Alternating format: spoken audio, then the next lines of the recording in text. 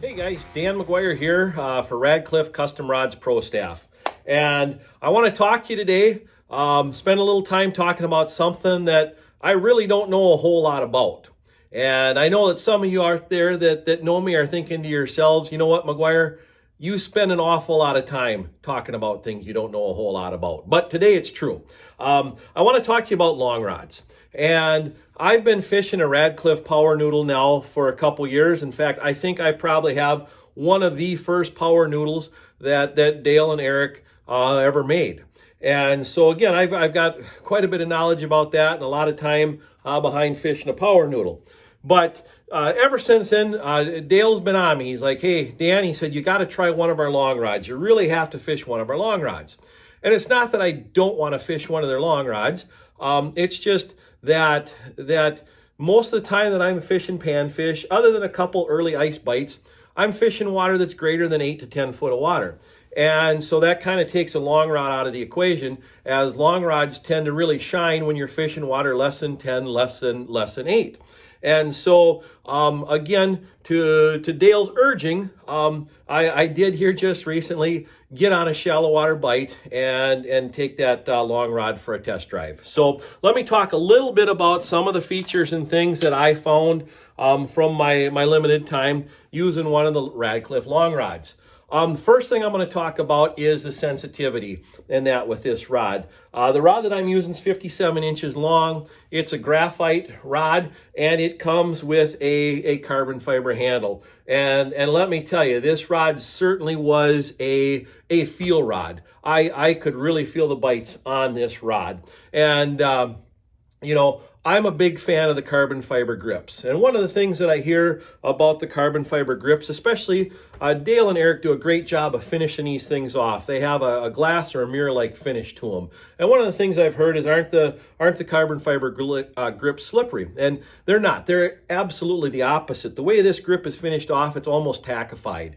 And at times this weekend when I was out fishing, my hands would get cold. I'd put my gloves on, and I have a pretty heavy set of gloves, my Striker Ice combat gloves. And the leather palm and the fingers of that combat glove would really make this grip almost sticky. And the great thing was I could still feel the bite. With this rod, this is kind of a dual purpose rod, the graphite model that I have here. It's not just a feel rod, it's also a sight rod. And one of the things that makes this a sight rod is the spring bobber that Radcliffe Custom Rods puts on the end of their long rods. And this is an exclusive to Radcliffe Custom Rods long rod. And in fact, and again, those of you that fish a spring bobber absolutely know the benefits. And so this becomes a feel rod and a sight rod. One of the things that Dale and Eric do is they actually make 3 different weights of spring bobbers based on the three different weights of lures and that you could be using. And so those are available, I know, on their website again, but these rods come standard with a spring bobber on them. A couple other features of the rod: you've got an inline reel here that holds your line, and what your line does is your line passes through the rod blank, and so your line is fully enclosed. To me, this does 2 things, and again, I'm very much a long rod newbie here, but one of the things does is it eliminates any sort of line drag or any chance for the wind to catch your line, which would normally be running through guides on your standard ice fishing rod. The other thing I really believe that this does is with that line passing through the blank, is it certainly makes it more sensitive and helps with that feel bite. Something else here too, again, that's exclusive with the long rods and the length of them is, and again, with the line being completely enclosed within the blank, is one of the days I was fishing the long rod, it was pretty windy out there. And so I was able to hold the tip of that spring bobber, the tip of that rod, right within inches of the water and avoid the wind catching my line at all. The other thing that it did for me too is it fished extremely efficient.